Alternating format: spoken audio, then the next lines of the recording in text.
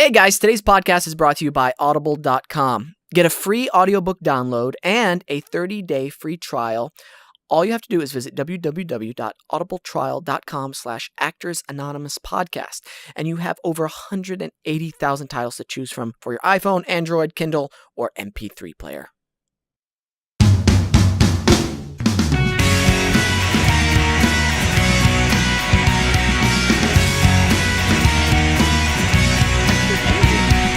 Wait, are we going? It's swooping. I think we're stuck, guys.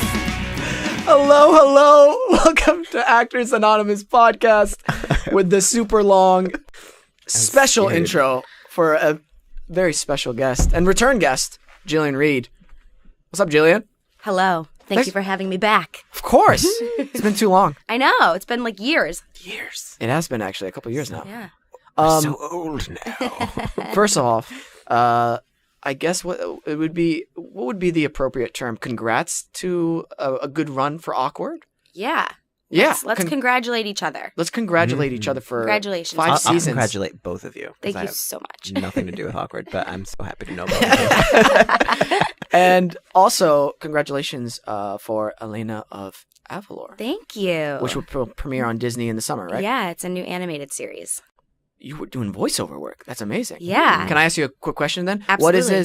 What's the process? Did you record the lines first and then they animated, or vice versa? A little bit of both, actually. When I went in, I started the job I actually booked it when we were shooting like the Carnival and Graduation episode. So last June. So it's been a year. Yeah. And when I went in for my first recording, they had a very simple sketch of my drawing, just like kind of a colored sketch. Yeah. So I knew what she looked like. And that's it. And then we went with the lines, and through the process, like gradually I would come in and they would be able to show me a little bit of like the first animations and that stuff. But I haven't seen anything completed until Disney released a little 30-second clip of my character the other day. Oh, wow. Nice. Yeah. We got to share that on the Facebook. Do you know what the premise? Or can you say that right now? Yeah, or? it's Disney's first Latina princess. And she's actually a spinoff of one of Disney Junior's top shows called Sophia the First, which is about a princess. They were really successful. Yes. So Sophia has an amulet that she wears, and inside that amulet is a princess who got stuck in there. And that's Elena. So Sophia will release Elena somehow in a movie that's going to be coming out later in the year. And now Elena, being a 16-year-old princess, has to figure out how to rule over her country of Avalor. Oh, that's so awesome. Yeah, it's fun. And I play her best friend. I guess that's my thing now.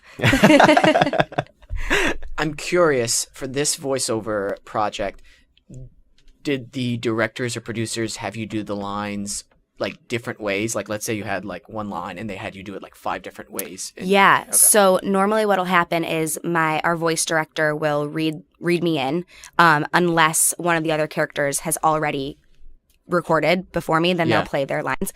He'll read me in, I'll do the line like 3 or 4 times, and they'll either they'll say, okay, got it, and we'll move on, or they'll say, okay, now try it like this, and then I'll give them 3 or 4 more ways, and we'll just kind of repeat that process until we get it.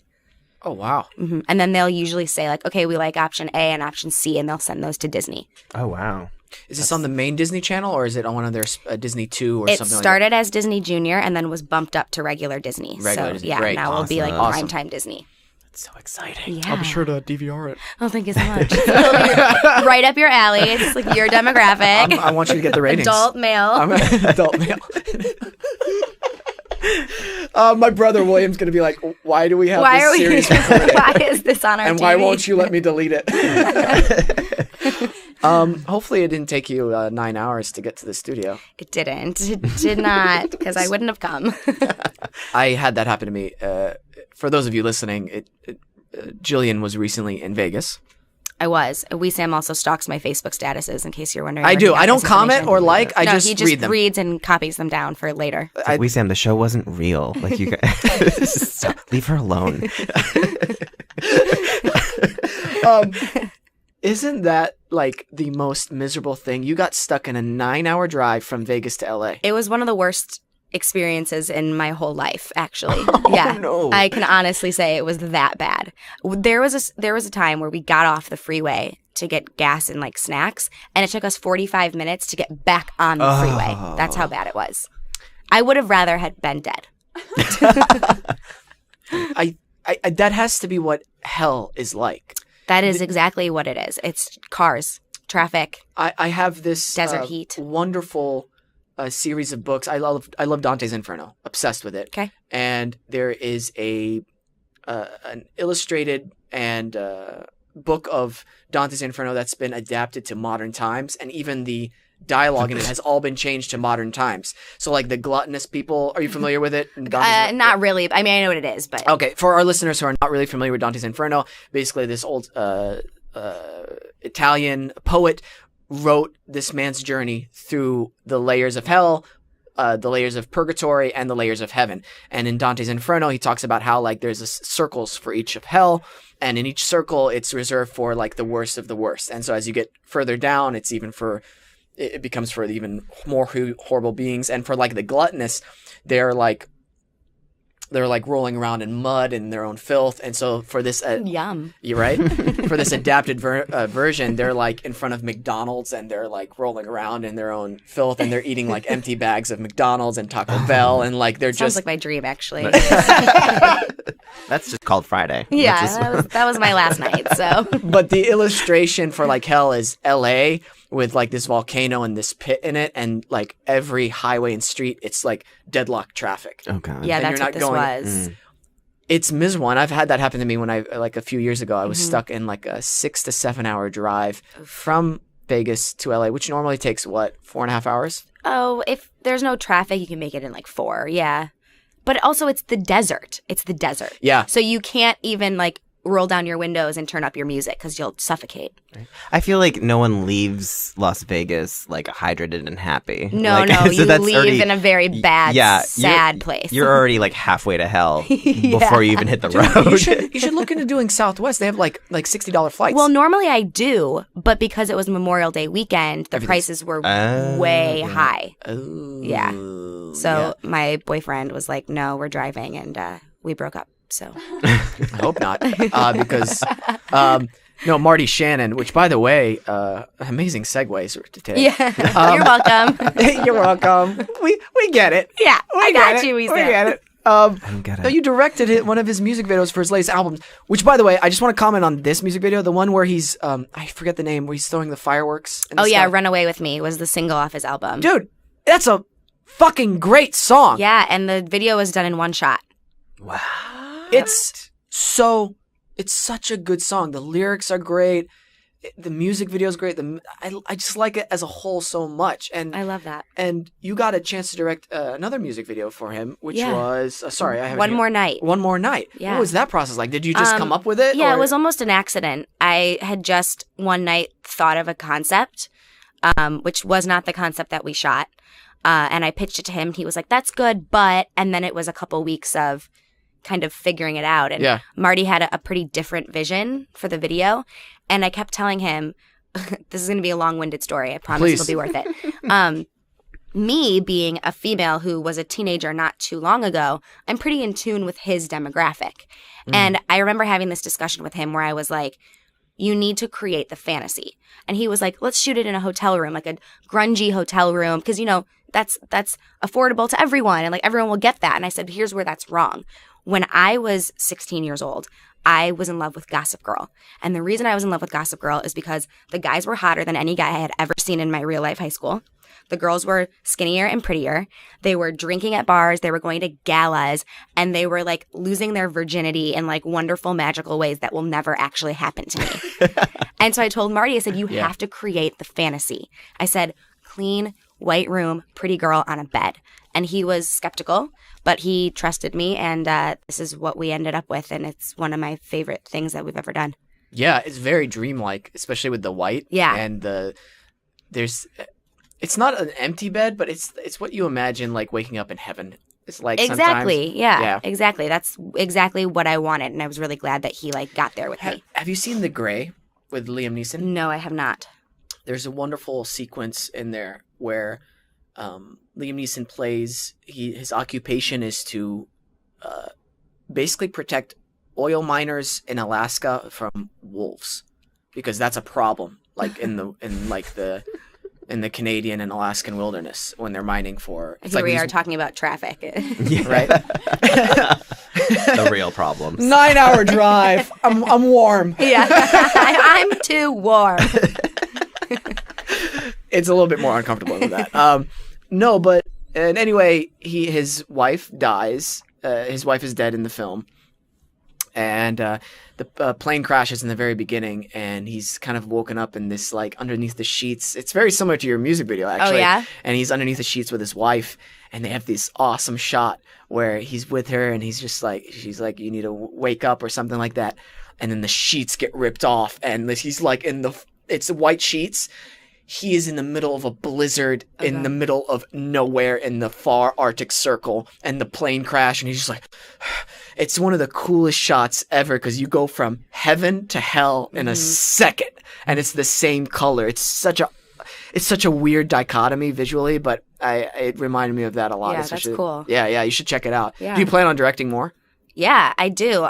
It's just something that I kind of just tapped into, but now that I saw that what I saw in my head actually happened, now I'm like, yeah, maybe I'll actually revisit that. Would you like to tell stories that have certain messages, or do you do it because there's a natural pull towards it right now? Right now, there's a natural pull towards it. Yeah. I also really like being in charge of things. Yeah. So Yep, I'm there with you. There's a pull there too. You know, May I ask why? Well, what's the appeal? I like seeing my vision come to life the exact way that I want it. There's just something really satisfying about that. Yeah. I think that's like a weird and not in any way a bad way, a God complex. Like you want to, like as far as like writing, like you want to make something, like you want to create a universe. You want to create this like just, I don't even know what it is like specifically in terms of putting it into words, but every time I write something, I'm like, I'm creating these people's lives. I am playing God. I get to decide everything that happens here. Yeah. And then at the end of it, you get to present this to people to make them feel something. It's a good feeling. It's also the complete opposite of what acting is, because I have no control over that. Like I can never tell you when I'm going to get my next acting role. But I can tell you that if I want to direct something, I can do it and I can make it happen. Absolutely. I think I've had more. I thought you were talking about when you're on set too. I think working on TV and working on film are a little different too, because sometimes you have a lot of like alternate takes that you take with TV or voiceover work, for instance. You know what I mean? And I'm always interested to see like whenever we would shoot Awkward, because they would have me do alternate, pretty sometimes drastic different takes, and I'm like, I'm really curious which ones you guys use now to see, like, because it's kind of telling almost a different story. Yeah, seeing no control. Yeah. What were your feelings when you were like heading towards the end of Awkward, as far as like your career and everything? I went through many different emotional states, I guess. Because it was like 5 years? 5 years, yeah. And they still actually have not made the final announcement that it's canceled. So any day now you can just be like, all right. Still under contract with Awkward. Very interesting, right? Yeah. It's kind of, people have been asking me, and I'm like. It's kind of late in the game, too, to like not know. Yeah. It's already June. I mean, I would assume it's pretty understood, especially because the finale was so like wonderfully done. But yeah, they haven't actually pulled the plug.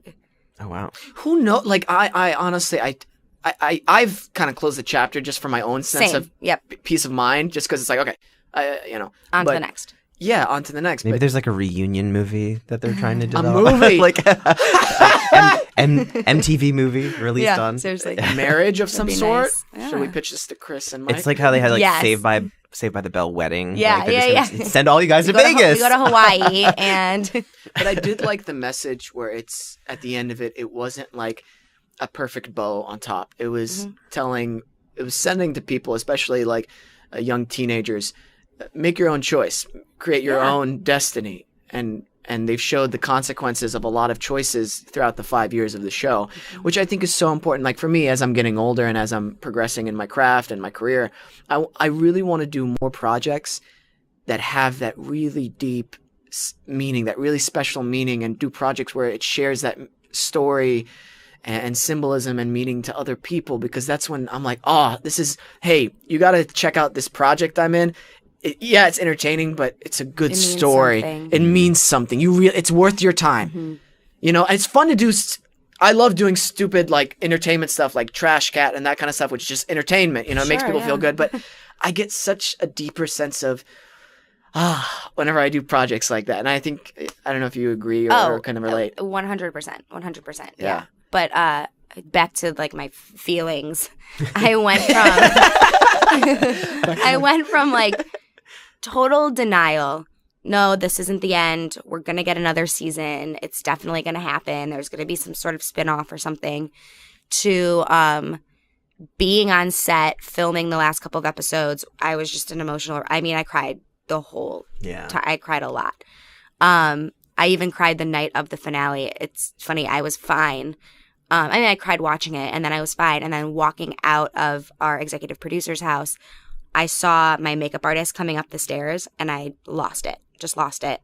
So I did that for a while, and then panic set in because for the first time since I was 18, I actually have to think about my future, which is a really scary and interesting thing.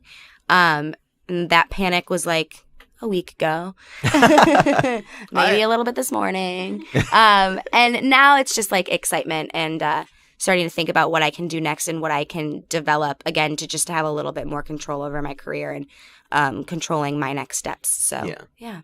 Awesome. Well, you have a new show coming up too. So yeah, I've been busy with the voiceover, so that's been keeping me sane a little bit. Yeah. It's such an interesting extreme because when we're on set, and we're working, it's like the best feeling in the world, and you're there, you're in the zone, and then on the opposite end of the spectrum, that anxiety. Because about a week ago, I had a really bad anxiety attack. I 100% believe it. I was probably doing the same thing at the same time. I was breathing hard, and I meditate and do yoga, but man, it was just extremely overwhelming. And plus moving and being in the same place for almost 7 years, and then having to move and being in a new place, and then finances, all that stuff. And it's I don't know. You just start trying to control what you can control, and I think that's the thing that best helps me. It's okay, what can I control right now, and just control the fuck out of it, basically. But it's necessary for us, I think, as artists to have those moments. Otherwise, it's it's not worth it, or it's whenever we are pursuing our dreams. It's no fun if it's always easy. No, that's true. Unless, right now I'd be I wish it was easier. I wish it was just a little easier. Just a little bit. It was interesting. I had a talk with one of my friends who is a aspiring actress and just got a manager. And she was actually talking to myself and Greer. And, she'll say things like, all I want is auditions. That's all I want. All I want is to book a co-star. Because she's just starting out. And then there's Greer and I going all I want is to get an offer for a low-budget indie. All I want is to get a series regular on another show and then having it. The problems are so different. But it was interesting because she was wow, I never knew that you guys even had problems. Yeah. I would have never guessed that you guys still panicked, which is so interesting about this career in general is that unless you're Brad Pitt, you're never going to stop panicking. And you probably still panic when you're Brad Pitt. I just don't know what that's like because I haven't been there. Yeah, they have problems too. It's so crazy. We put ourselves in a business where we're never going to stop panicking. We are stupid. Well, I think it also becomes when you get to a Brad Pitt level, it's not so much worried probably about the next role, but it's probably more a whole other mess of problems of PR and having to do all these other things outside of your career to keep yourself at that status or something. That's got to be even more. That's going to be stressful too. I wouldn't even imagine. Yeah, there's an empire. More money, more problems. Well, right? There's definitely an empire, especially when you're married to another high-profile actor, and your personal lives are in the media all the time. I can only imagine what that's like. But I'm really curious. I'd like to see you do more. We were just talking about it on our last recording, but character work, more character actory stuff. Yeah, I would like that. Someone hire me. Yeah, I don't know. I'm just curious to see where you would take that stuff. I mean, I'm a comedic actress. I don't really have an interest right now in doing drama. If it came to me, would I entertain it? Absolutely. But comedy's really been my thing. So in terms of character work, if it came to me in a comedic way, then yeah, that's absolutely something that I would want to be doing. Yeah. That'd be a lot of fun. Mm-hmm. Oh, that's a show. We got to a moment.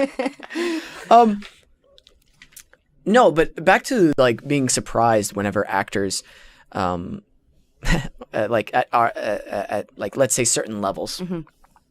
When I got Bo Murchoff, who plays Maddie on the show, I was telling him at some point last year, I believe. Yeah, I think it was last year. I was like, so man, this is probably, like we were talking about the last season and everything. I'm like, so you can like direct offers or like what's going, like what, you got any good projects? Like, oh, I'm auditioning. I'm like, what?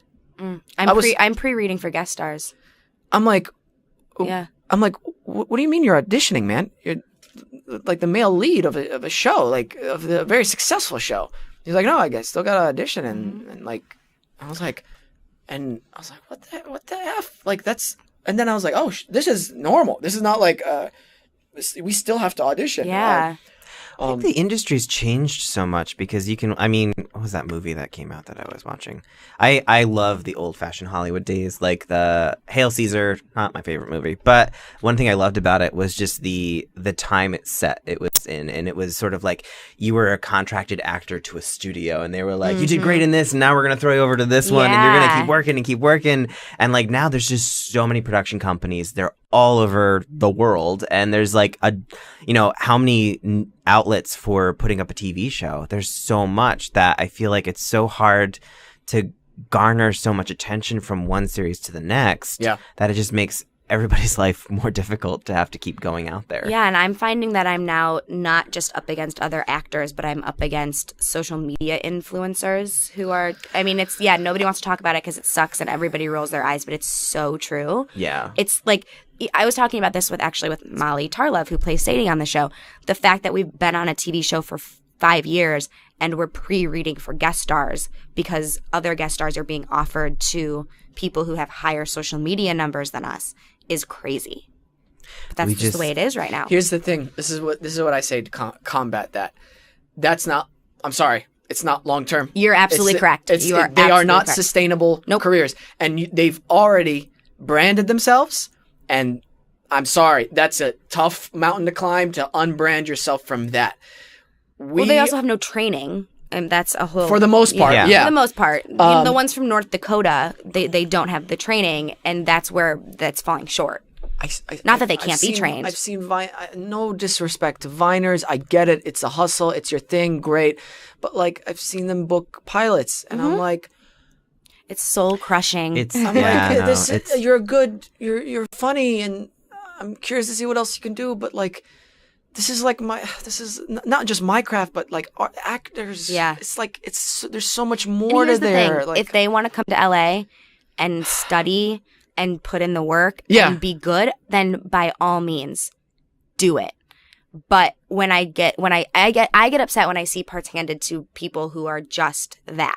Handed, yes, that's the thing because that of the numbers. But that's the problem is that then the studios realize, oh crap, these people aren't trained. They don't know how to work a set. Like they don't know how to work a room. There is a problem. Sure, they're going to sell numbers, but it's going to be a lesser quality product. Yeah. So you're right. I think it's fleeting.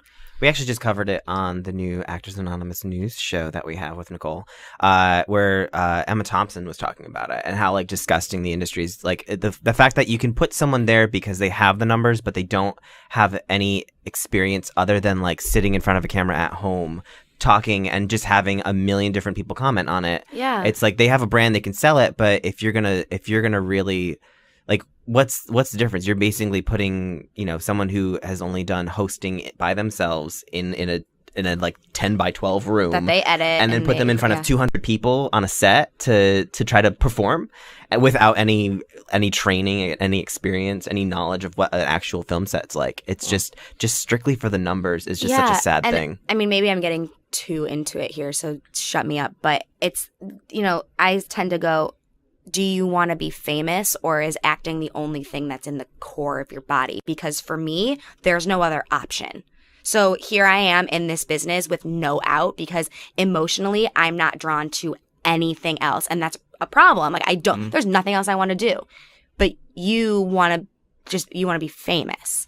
And that's a problem for me too. Yeah.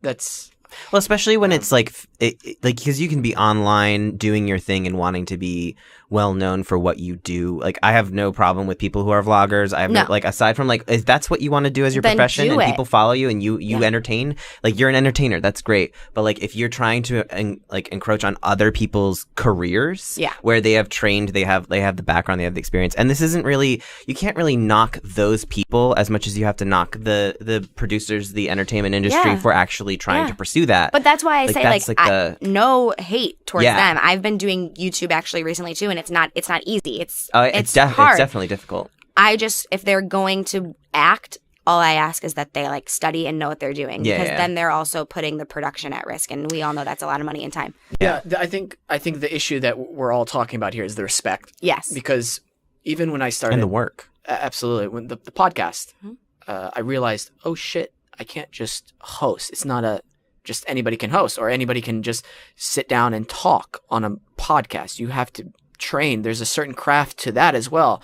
So I was like, shit, if I have to keep doing this, or if I'm going to keep doing this, I got to practice, or else it's disrespectful to the people who do this for a living. Right. But the show has gone, like, even this show, like, we've been on for 3 years. We have gone through so much evolution of the way that we conduct the show. This the way is that fine. Which is like, we've learned and we used the learning curve to kind of educate ourselves to get to that next level. Yeah. So, yay for us. Pat on the back. Good job, guys. We're going to take a quick break. We'll be right back.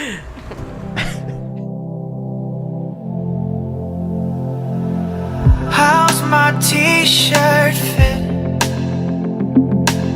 Loose, but you can keep it. A part of me on a piece of you. That's heartache treatment. 'Cause I've been really trying to work you out.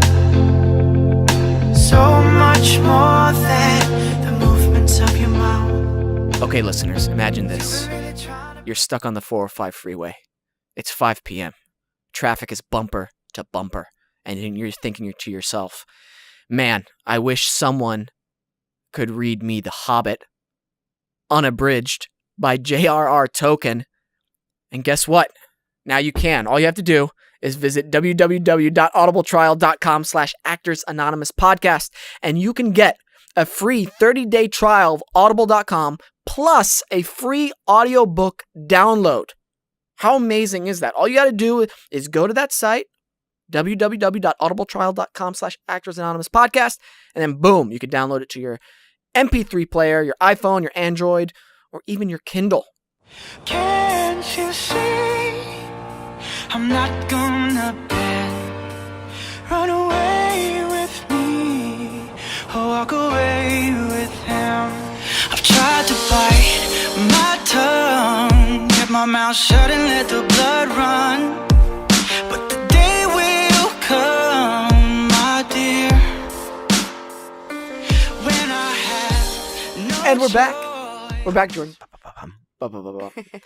So, you coach small children for acting, correct? Only the small ones. That's what I was told on my notes. Yeah, It's they just have small. to be like they can't be able to ride roller coasters. That's how small. That's very specific. Good market. I started coaching kids over a year ago, just mostly with my management company. My manager has quite a few kids, so I just kind of started putting it out there. It started from my little brother, who I've been coaching for years and years and years and had a lot of success with. So I was like, why don't I just do this? And now I have like 4 or 5 clients. Wow, that's great. Awesome. Some prices for certain coaches are getting kind of ridiculous. Absolutely outrageous. $400 plus for a session? For an hour. For an hour. For an hour session. And that is something that I found just Googling. My acting coach, who I've been with for years and years, mostly does kids. And I still love her and will use her, but she's always very, very busy, and she's on like Nickelodeon sets and stuff. So I started thinking, okay, I use Desi and Nikki all the time from Awkward, but I need to know like someone that I can call moving into this like next chapter of my career. And so I started researching, and I found this coach who I can't even tell you his name because I don't remember it because that's how much I put it out of my brain. But I was like, I'm going to email him, and then realized that it was $400 an hour. Oh my God. Do you think is that his advertised price, or because he's like, oh, she's working on a TV? It's on his website. Before I even emailed him, it's on his website. You know, that's more than a lawyer. That's it's ridiculous. insane. Here's the thing. That's absolutely ridiculous, and I will love to argue with that with if an acting coach ever comes on, and Sure, I would me love too. To, I would love to talk also. and have a dialogue with them about that, because that is so much money for actors. I get it. Your time is valuable, but I would pay $400 for Meryl Streep. Sure. Maybe. Oh yeah, if they have Sure. a name. Or But- like Jake Gyllenhaal to come hang out with me for an hour. You know what I like? Just I hang guess out. what as I a don't friendly understand is, in the grand scheme of things, the majority of actors in LA are not working. There's Thank a you. small percentage of us that are. So you are telling me that you are going to charge a actor who is trying to pay his rent $400 an hour to go in for what, a guest star, a movie, like an indie? What? This is something I wanted to mention on the show for our listeners. So if SAG scale, for SAG, and by the way, not all shows, there are not a lot of shows who are doing SAG scale. Mm-hmm. For a co-star, it's around $3,000. And after taxes, after agent and manager cut, you're left with around $1,200, Sure, yeah. $1,100. So let's say you do go in for a coaching session for that co-star. $400 out of my pocket. From that, so you're left with $600. Great, I have the credit. Yeah. Guest spot is around $8,000, and then of course after taxes and everything, you're left with like $3,500, $3,700, something like that. And then for AFTRA, it's a lot less. Yeah, I was just going to say that. I was like, God, I don't remember the last time I made a SAG scale. AFTRA Now that they're like one, it's... AFTRA guest spot is around a co-star guest spot scale, and after a co-star is like 1,000 something. I thought it was like 800. I thought it was even less. Yeah. Oh, but yeah. It might be. Yeah, I don't know. Maybe you should call your agent. I realized when I booked my first guest spot, I was like, oh shit, I have to book a whole bunch of these to make even it worth my time. Yeah. On SAG rate, not AFTRA. You know what I mean? But that's too much, and you're not. I don't know. It's just too much. It makes me feel a little gross. It makes me feel gross too, and that's why like I charge my kids $60 an hour, which I feel is extremely affordable. That's fair. And anything above that, it's like, yeah, sure, I'll pay more than that, of course, but I'm not going to pay more than like $200. That's like, there's a lot of, I think that's a big thing that I don't think we've ever really talked about, but like there's a lot of companies, a lot of like different people out here that, or just anywhere in general, that are very easily persuading people to give them money for things they don't need. Well, out here, that's like, the easiest thing you can do because everybody just wants it so like, bad. Acting reels, when people like there are companies that'll charge you $1,000 to do an acting reel. And it's like you could pay that company to do that, but ultimately they're not actual content that you've done on TV or in a movie. It's stuff that they write scenes for, and you actually do the scenes and stuff like that. But I just found out about that people do that. yeah, and there's a lot of them out there. But I just kind of go like, I was even part of a bunch of people that were going to make a company like that to be able to help actors do that stuff. But and there's no bad side to doing your own acting reel ahead of time. But like there's people charging anywhere between $1,000 and $2,000 for like red quality like Dragon cameras. Is the argument there that they're writing you the scenes? They're like, it's basically a production for you. But I kind of go, there's a camera right there that costs me, a couple $100. Why can't you and your friend sit and like record it and edit Sorry, it? I'm like looking off. I'm like so upset. I'm not even looking at you guys. I'm just like, but like Sam is so mad. Yeah, I know. By the way, I edited Marty's music video on iMovie. Yeah. Okay. That's what I mean.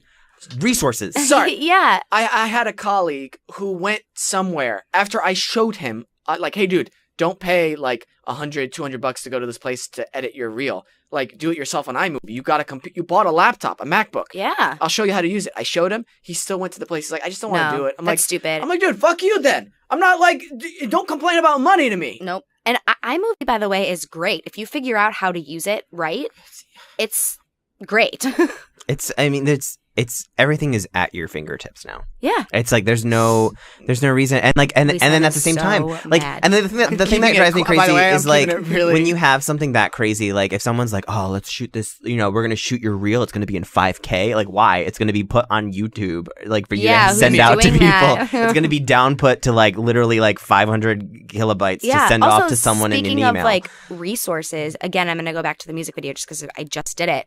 I mean, I rented a lens for $40. I have a really nice, I have a 7D, but I wanted a specific lens. I rented it for $40. Whereas other people are going and paying for that. Why? For the music Learn video. to do it yourself. Yeah. And that's what you'll be a smarter, better entertainer if you can learn to do all those things yourself. Absolutely. Even for self-tapes now, I used to have like my previous place I lived, we had a T4i, T2i, and like whole camera setup, like kind of what we have here in the studio. And then when I was shooting my pilot in Chicago, I had 2 self-tapes I had to do. So I was like, I don't have that equipment, but I knew I had this, my phone. And I was like, oh, this does great quality. And I know I have iMovie on here. You know what? I'm going to give it a shot. And I had somebody read with me, and I just edited it on iMovie. I did it twice, and I was like, by the way, the second time I did it, I didn't have a reader. So I recorded my lines. Luckily, it wasn't a lot. And then in iMovie, I recorded the other person's lines, and it turned out great. And I was That's incredible. I was like, oh, there is no excuse then. And I didn't have a tripod or anything. I just kind of like set up a lamp and like put a whole bunch of shit around it. And I was like, oh, I'm just going to buy a tripod for this in my new place. It's easier to set up. I can edit it all on my phone. I mean, it cuts my time down 75%. Instead of having to take it from the camera to the computer, wait for it to upload. Cut it together. The decompressing rate, all that stuff, it's already pre-done for you on the iPhone. And the quality is great. Yeah, stand in a well-lit room. That's all you need. Yeah. Stand outside. Like, if you can get like, it's so easy if you can get good sound outside, stand outside. It's great. Oh my God. And you can rent sound equipment really, really cheap. There's a boom. There's a thing you plug into this now. Yeah. And it's a boom mic. And that's what I was just going to say. I have one of those that I bought for like $20 at Best Buy. Yeah. There's no excuse anymore. There's literally no excuse. And everyone says, like, if you go to a lot of, like, we've talked to management companies, we've had people come in and they're like, people who are repping people are like, go do stuff and put it up online. Like, that's what everyone's doing right now. It is so easy. I mean, it's hard to build followings online, but if you're just doing stuff to like build your confidence, your resume, whatever, like go and do it. You can go and do a web series and go through the entire process of going online with SAG, and like SAG-AFTRA will literally give you Taft-Hartley to help you get into SAG if you have other SAG actors in your project. I know people who've done that. So they can get SAG eligible. Yeah, you can join the union by doing your own web series at home with your own equipment. It's a lot of paperwork, Jordan. Oh my God. No. You know what? Let's just go to the beach. Here's the thing, too. I also don't want to put, companies on blast and say that they're not doing good work because they probably all are. It's just insane to me the amount of money they charge actors who have never worked before. That's the issue I have with. But at the same time, this is an ever-evolving capitalist society. It's an ever-evolving business. And I'm sorry, sometimes things just are they're just not applicable. I'm not going to go someplace to shoot to shoot an audition. I'm not. No. Sometimes I can't. I don't have the time. There doesn't need to be an app for that. Sometimes there doesn't. That's true. You don't have the time. You don't I don't have the time most of the time to drive outside of the valley. I'm not going to go tape my audition someplace. I'm going to have my mom read it for me. Like that's what I'm going to do. She's actually gotten really good at it too. I think that's something else I want to talk about, where you have to keep up with the times and the way this industry evolves, whether you like it or not. And if you don't like it, find something you do like about it or find a way around it, because things change. Like whether it be the restaurant business, whether it be whatever type of business you have to adapt with the times or else you just die. That is so true. And that is the exact reason why Marty and I started doing our YouTube show. Oh, yeah. Yeah, because I was like, all right, we're nearing the end of Awkward. Marty's trying to build a fan base in music, which is god-awful and so hard to do. Harder than acting by I don't know far. how you make it as a musician. I don't either. We're figuring it out. You have to build you literally have to one fan at a time, just step by step, one fan at a time. And Marty's great at it, which is wonderful. But that was another reason we were like, let's just go to YouTube. If people can fall in love with us as a couple, they can fall in love with me as an actor and him as a musician. That's great. Yeah. But if you would have asked me a year ago if I was going to be putting up content on YouTube, I would have said you are effing insane. But that's that's what's relevant right now. Yeah. And you have to just accept it. Like you said, you have to figure out something you like about it. So what have I figured out? I like writing and producing my own comedy sketches. Great. Throw them up on YouTube. But also, like, by being able to do stuff yourself, you learn, you adapt, and you start to, like, you know, really start to enjoy other things. You said you really got into directing and now you want to pursue that more. Mm-hmm. It's sort of like that gives you an opportunity to do something else to make money. Because sometimes the technical can be a little bit easier to get position. It's still not easy to get positions as a technical too, but sometimes it's a lot easier to do an interview as opposed to going in for an audition when you can just not have to do. I feel like there's a lot less training involved for each. When it's a job, not really a talent that you either do or don't have. You know what I mean? It's and at the same time, friends can pay you to go shoot something, or you know, like you can supplement income by just learning how to do things. And it's a great conversation starter to people if you're on set. Yeah, like you can talk to the crew and like get their input on things if you want, also, and you can learn more. It's a great conversation starter for new actors who have to go home and face their hometown. What are you doing? Oh, I'm directing a web series. When really you're just like shooting things with your friends. That's a big deal, by the way. Yeah. Like people who have to answer to people who know nothing about the industry. I went through that when I was younger, and it's terrible. I want to comment on that. And I think I found a solution to combat that, for me anyways. But I want to circle back to the Viners, or the issue that we had with these people who have huge social media followings just getting handed jobs. For me, like when we're talking about evolving with the industry, it goes back to what I have control of in the room. So one of my goals is whenever I go to an audition or a callback, producer session, testing, whatever, I'm going to blow you the fuck away with my acting. That's what I can control. My craft, what I've practiced, I'm going to work on it, and it's going to be fucking amazing. And I'm going to be confident, and I'm going to be like, hey, you're in for a treat right now, because that's what I have control over. And I think that helps me be like, no, I did what I can do in the room. I did all the work necessary. And even if it doesn't work out, you're like, man, but and it's such a cliche saying, but whenever you do put in like 110%, you can't be upset with yourself afterwards, even if you don't get it. That's it lessens exactly the blow. What I tell my clients is if you are happy walking out of the room, that's really all that matters, because you don't have any control past that. But if you walked out and said, I did my best in there, then you are going to succeed whenever the time is right for you. Yeah. Now, going back to that thing where they have to go back home, right? And it's like, what are you working on? I know, because this has happened to me, people, there are bandwagon people. As soon as they know you book something huge, oh, what's up, man? I saw you. But then when it doesn't go through, or it's barren for a while, hey, they are nowhere to be found. So even if you go, like, I just go, I got some projects in the line. Yeah, that's it. Can't talk about it. That's it. I'm always the down player too. Like Me too. I'm such a down player. I worked, that's good to do, when I was on Hollywood Game Night, and like I'm like, the show's just all celebrities, and I just get them drinks and stuff. So like I'll go home and people will be like, oh, your parents told me that like you were on the show and you were like hanging out with like, you know, like all these different people. I'm like, I mean it's not, it's okay. And like, I'm like, it's not like anything I'm going to be like. That is so me. And it's terrible because like we said with your parents, my parents live here and I'm with them all the time.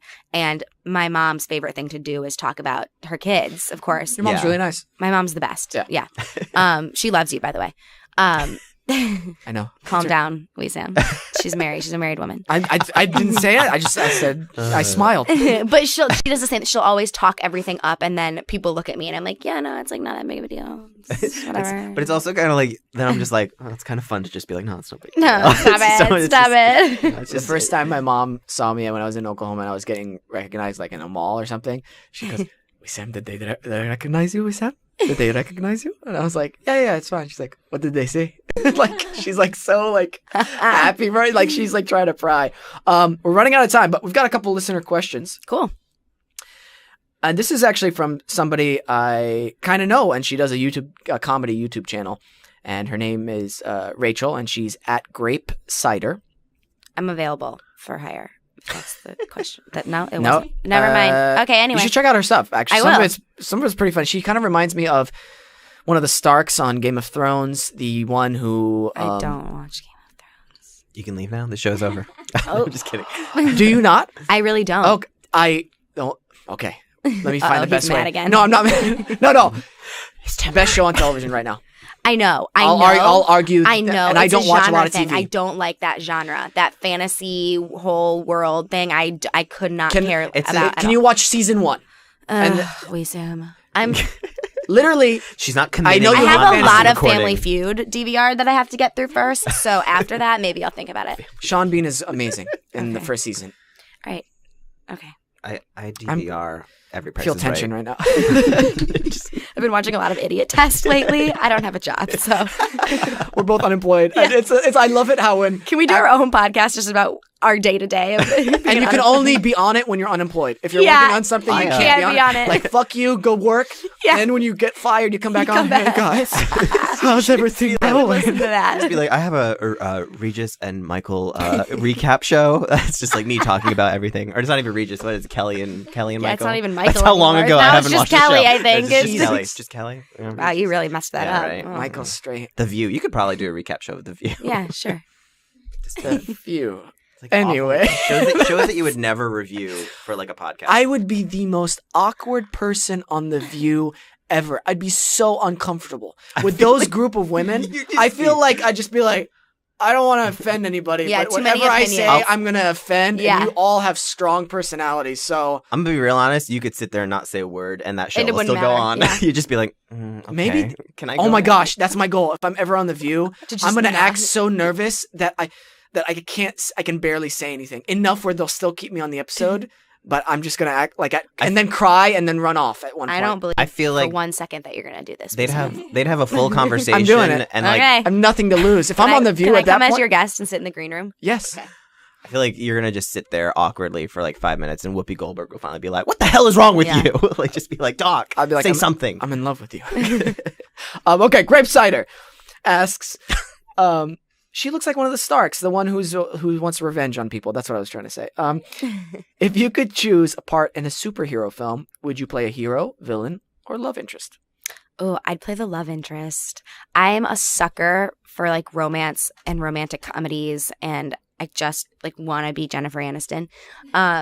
So I Yeah. would definitely be the love interest. Okay. Yeah. For the villain or the superhero? Ooh, maybe for the villain because that's more exciting, right? Yeah, like some Harley Quinn. Yeah. You don't see that often. No, I want to see a good love interest for a villain. That she's not necessarily bad herself. Maybe she's a little bad. No, maybe she's Confused by like she's love. attracted to the goodness that she is the only one that can see. Yeah, and then she gets killed in the process, actually- making the villain even more evil. That is actually Wow, a very guys. dynamic character that you do not see in a lot of movies. Let's write it. Right? Let's call it. I have time. Right. And there's what has been she asked another question. What has been your scariest experience as an actress so far? I think we already Right now, my show right? getting Yeah. canceled. Yeah. Mm. Yeah. Not knowing what's next. The unknown. The unknown. I think it's almost exciting too, though. It is. And that's the last stage of my emotional roller coaster that I've been on is that now I'm like, oh, I get to go in on like HBO pilots. That's cool. That's exciting. Yeah. When my agent was like, what roles do you want to play? And I haven't had to think about that since I was a teenager. I'm like, that's actually fun.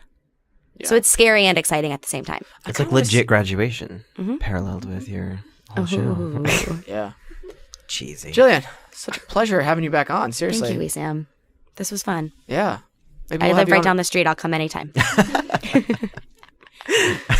You're welcome anytime. You're We'll allowed get you to better have directions next time. That wasn't your fault. That was don't trust your car navigation system, friends. Doesn't work. one. May I ask what year the navigation is on there? 2014. What the fuck? I don't know what happened. I really don't. No, because that's something. I was 2 where- miles down the street. They're like, turn right at the Blockbuster. why? You're like, what? Well, my No. brother, when he came here, I told him like how to get here, and he crossed the bridge, and he was like on Barham going like Into Wait. Hollywood. into the Warner Brothers studio. Oh, like, see, that's where I towards there. came from. Oh, okay. And so he's like, "Oh, I got to turn back. I don't know why I went." He's like, "There's no, You just there's literally no passed right the into the building. building." And I'm like, "There's a street." He's like, "I didn't see it." I was like, "There is." Did you second guess yourself this morning when I was like, where the hell are you? I For called a him at like split second, 9:15. I'm gonna be honest with you. It made my heart drop because I'm like, he said 9:15. I'm not playing along with this. The best part of the whole thing is that I know this building. I've been to this building quite a few times. Oh, yeah? Yeah, there's another like There's some kind of like interview show in this building somewhere. Oh, I did not know that. Yeah. Did not know that. Should we kill them? Jordan? Yeah, probably. Yes. Anyway, I Right. ended up outside of In-N-Out and Core Power yoga, which is conflicting for me. You're like, which No, it's one not. do I go to? Yoga and then yeah. In-N-Out. Yeah. Just get protein style. You're fine. Potatoes. think- The small amount of potatoes are not going to kill you, No, and the they're not. protein style is great. If you Just go get to it with In-N-Out sauce. Actually, the first. protein style is really good. You can eat Yeah, the burger while you're doing yoga.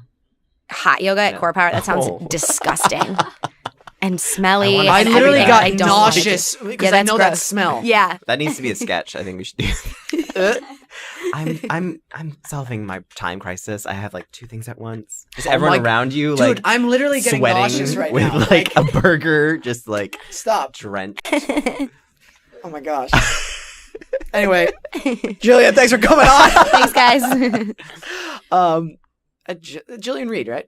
Jillian Rose Reed, but yeah. Jillian Rose Reed, Twitter. The people know. Yeah, people know. People know. You guys know. We know. I know. Again, Elena of Avalor, Yes. Disney Channel this summer. Yes. Check it out. Check out your YouTube channel with Marty Shannon Thank you. and the wonderful music video you directed. Yep, it's all up on YouTube. It's all up on YouTube, and I'm gonna miss you. No, I'll see you soon. I hope we work together again, Sam. We will. In this world or the next. I'm gonna go now. Jordan, thanks for coming on, man. Good. Yes, absolutely. good. It's Co-hosting. good. Great. It's good, great. Everything's good. Great, Yeah. Great. Nikki, good, great. Good, great. GB Studios. Why am I pointing at a blank TV screen? GB, It's just, GB. they're in there. Good, great. Good, great, great, Jay. Listeners, good, great, great. Grape cider. Thanks for tuning in. Grape cider. That's the. Oh, right. I was like, where the hell did that come from? grape cider. Good. Great. Thank you, Mom and Dad. Thank you for our listeners I love for you. always asking questions. I love your mom and dad They're great. for bringing you into my life. That got serious fast. That's weird. Yeah. My dad's gonna ask questions now. So, who's this Jordan Burbank? He say you keep messaging me on Facebook. I keep messaging him. I don't know. I'm gonna end this. Hey, Sam's dad. Just laugh, Jordan, okay? Just laugh. Always remember. Oh, bad timing. Always remember to listen, think, and then talk.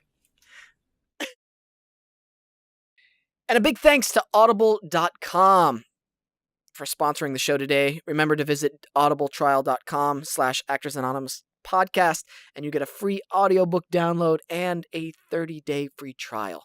Check it out.